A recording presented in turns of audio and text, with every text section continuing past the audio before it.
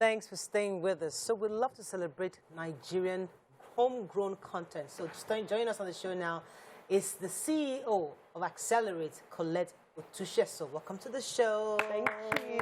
Thank you for having me. Know Accelerate, but they don't know the brain behind Accelerate. So for those of you who have no idea what Accelerate is, I'd like you to start with the journey, because we've seen you develop content, showcase content on your platform.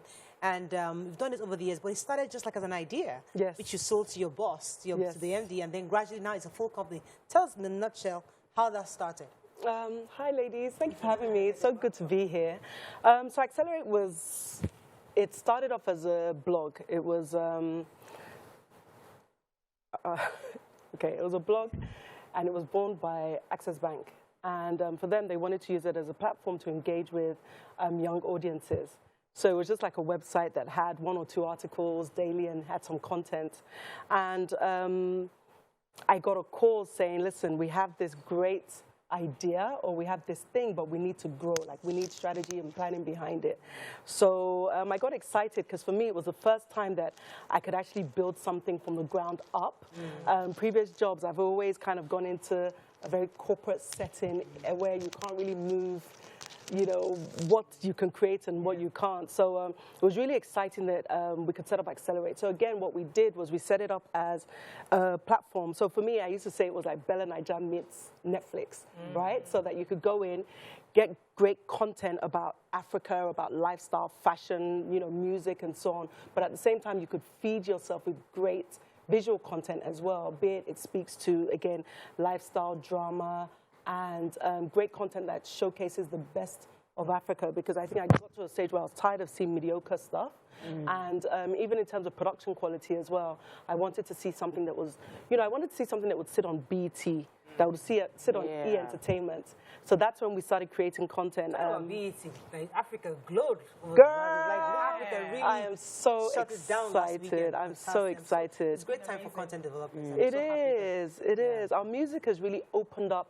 So obviously, Nollywood has always been there, and that's what people knew about Nigeria, about Africa. But the music has just taken us to the next level. I was so proud. You launched a subscription recently, which is a video on demand. Can you tell us what that means? Yes. So SVOD is a subscription video on demand. It's basically I don't want to name brands, but it's like having a Netflix. For us, it was really important. So we've had 5 years of creating great content. We've had 5 years of having great collaborations with the likes of like Kemi Adetiba on the King Women series, on Brotherhood, and different young creators. And we said to ourselves, you know what? We've been around for 5 years. What's the next step? And the truth is, we don't have capacity to do hours and hours and hours worth of content. But we've always got such amazing minds and young people coming and saying, I've got this film, I've got this idea, you know, let's see how we can work together. So when obviously COVID happened, we all sat in our houses, didn't we? And we were entertained. So for us, we started putting together, just before COVID actually, we started putting together this plan of what's our next 5 years looking like. And we said, you know what, let's play in this SVOD space, because number one, it gives us an opportunity not just to accelerate content, but to also house content from all over Africa. What was important for us is a platform that showcases the best of Africa. You're not going to see Spider-Man on Accelerate. You're not going to see any Oimbo-made content. But what you will see is great African content from Nigeria, Ghana, Botswana, South Africa, Kenya. And that's what we really want to build. We want to build a go-to place that anybody in the world that wants to immerse themselves in great African content can come to. So we have films, we have drama series, we have lifestyle. I'm a very big fan of lifestyle content. Earlier on, I was watching the cooking show. You know, I love stuff like that. And I felt like back in the day, we didn't really put ourselves forward to show that we can also cook in the right settings and do those things. So we've got cooking shows. We've got an amazing travel lifestyle show that is about to come out. And we're showcasing the best of Africa. So we spent 2 months traveling across Africa. You know, and again, for us, it's like, Africa is not, you know, somewhere that you should not look at. It's actually a great place. It's a great destination. So I feel, I love your energy, and it's exciting, because I feel sometimes a bit worried about the fact that our creativity is left to the whims of someone somewhere, you know, like if you want to get your content out there and you want a platform where you get paid for it, you have to pray and hope that either Amazon or Netflix, Prime or Netflix picks it up. And if they don't, you're stuck with having to share it free on YouTube. Yeah. So I'm wondering, what's the journey towards empowering creatives? How are you getting more creatives to be like, this is a platform for you to get more involved? How are you bringing them in? What are you doing in that space? Okay, so to be fair, when we started, one of the key things that we wanted to do was how do we capacity build and how do we start actually supporting creatives? So we set up the Accelerate Filmmaker Project about 5 years ago, where we started training young people in film production, you know, the whole kind of nine behind the whole TV space. And what we wanted to do was make sure that they got a space on the table. Because you find that for a long time, nobody was opening doors for young people in that space. So what we did was we created training. We also gave them mentors. So we had mentors like Colette Otusheso, Kemi Adetiba, Shei Babatope, we had Antijoke Silva, and others that would literally handhold some of these young people and help them make their way into the industry. And what we also did was we created a fund, and that fund also funded their project. So once we trained everybody, they all had a pitching session. They pitched their films, and we funded it. And we've been lucky enough to win 2 AMVCA awards, Best Short Film, through that project. We've won Film House Awards, thank you. And we've gone around the world to film festivals. Because for us, it's how do we ensure that our young people are growing? How do we support them? And a lot of them have gotten jobs on film sets. They've been able to create their own. We have, you know, one of our great testimonies is a young man called Michael Amasamis. He started with us on the Filmmaker Project. He's now, he's the one that did the Making of King of Boys documentary for Netflix. He did Ghost in the Towel 2. He's gone off to Ghana to do series. He's actually just completed a series for us, and he came in through our Filmmaker Project. So it shows that these things are possible. Once the talents are there. For the talent. And then obviously in terms of working with young people to ensure that their content is on the platform, yes, it's a platform that we are lucky enough to have a budget to acquire. So that is what we're doing. We are acquiring, but we're also commissioning, and we're also going into partnerships. You know what I mean? Because some people just want the eyeballs. They want to work with a partner that can say, you know what, I'm going to make sure everybody sees your content. So it's just working with everybody to make sure that everybody's happy. So I know that Accelerate Plus and Phoenix projects are, how difficult or what are the challenges in bringing those things to life? Wow. Well, one thing I would say is I have an amazing team. So shout out to the A team. They are fantastic. So what we did was, you know, we literally built the business so that every new thing has its own project team. So the Phoenix project, that one was important for us. So that's like Accelerate Filmmaker Project 2.0. So we started with training young people that were interested in film. We then went to the market and started speaking to people. If you had the opportunity to train, what do you want to train in? Where do you see yourself? And everybody said, you know, we had kids that came back with fashion. Obviously, someone to do film. Someone wanted to understand entertainment law. Someone wanted to understand about graphic design and so on. So we created, with the Phoenix project, there's 12 courses that you start with, which is fantastic. We have 3 phases. Beginner's phase is free. It's online. We have people like Lala. Lala's taking our introduction to production. We have an amazing lawyer, Amaka, who's done our introduction to entertainment law, which is important for everybody in this industry. We've got Xavier, who is doing the script writing. We've got Paul, CEO of Chocolate City, who is telling you about the business of entertainment. And it's online. And then we have a partnership with Pan Atlantic University on the physical courses. Once you've gone through your physical courses, we actually have a fund. So if you say you're an entrepreneur and you've got this project, we can fund your project and support you right through from inception to when you go live. And if we don't do that, then we have internship opportunities. So be it with us and with other media companies. So Phoenix Project for us is like the back end and the making sure that we have a platform that continues to train young people, which is really, really important for us. This is amazing. Like, I feel so, okay, we're coming back to this. All right. Stay with us, we'll be right back.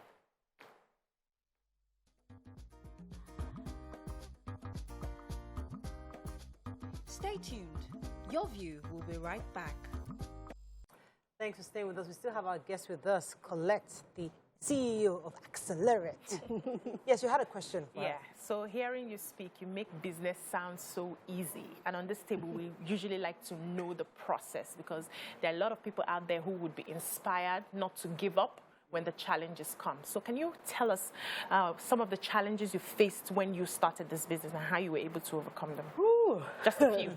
Just a few. Just a I can few. be here all day.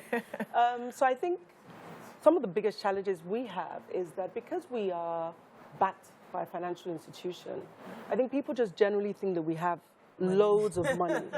And I keep saying, guys, we don't have loads of money, but we want to make a difference in this industry.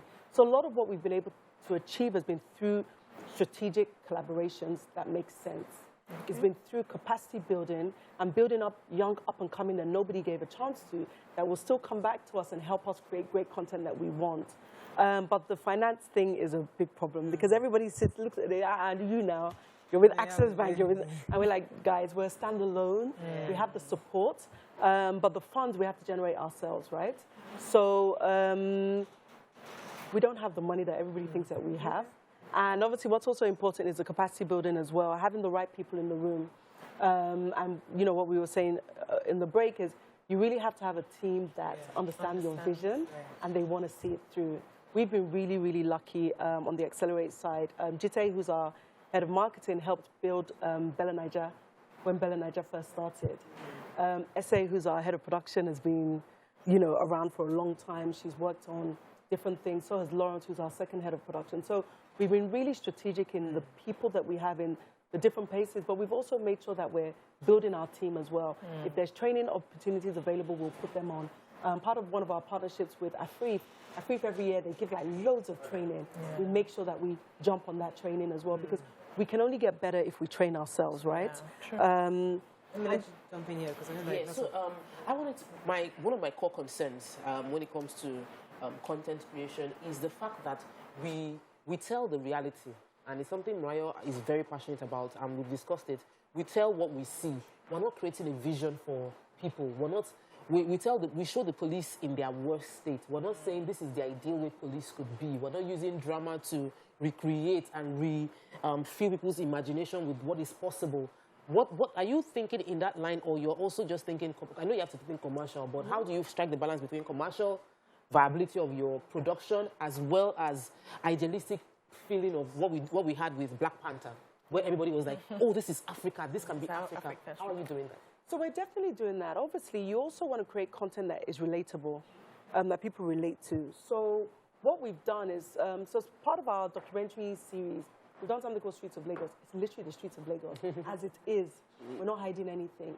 But at the same time, we've started creating content that showcases a better life, a better ideal. One of the key reasons I moved back to Nigeria was because everything that I saw when I was in the UK was so negative. And when I came to Nigeria, I was like, what? These people have been lying to us.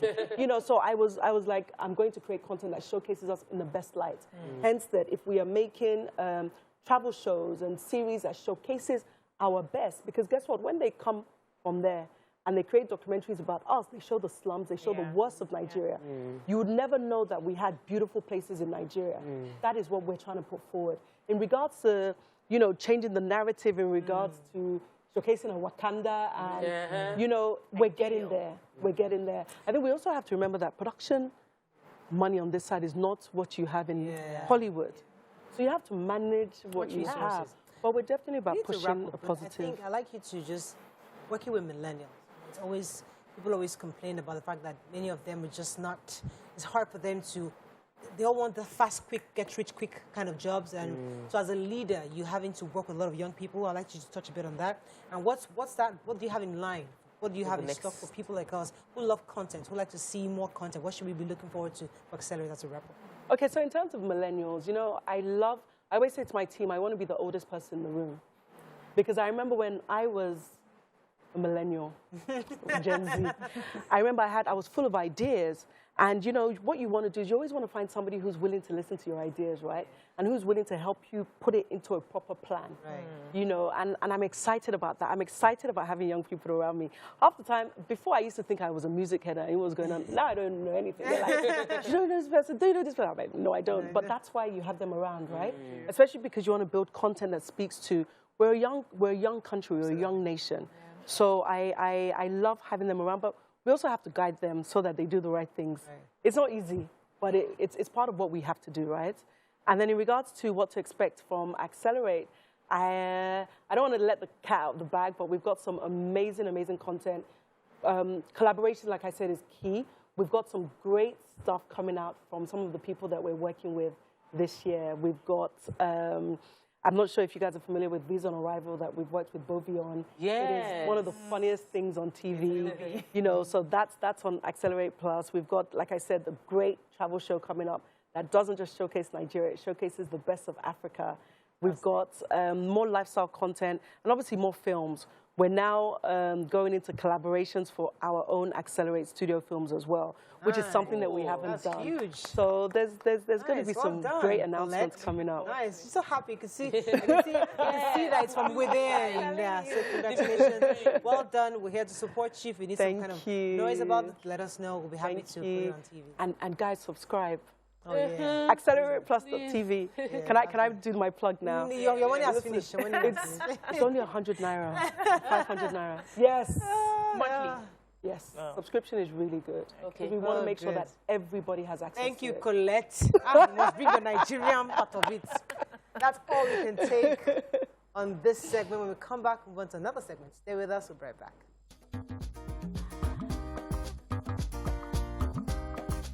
Stay tuned. Your View will be right back.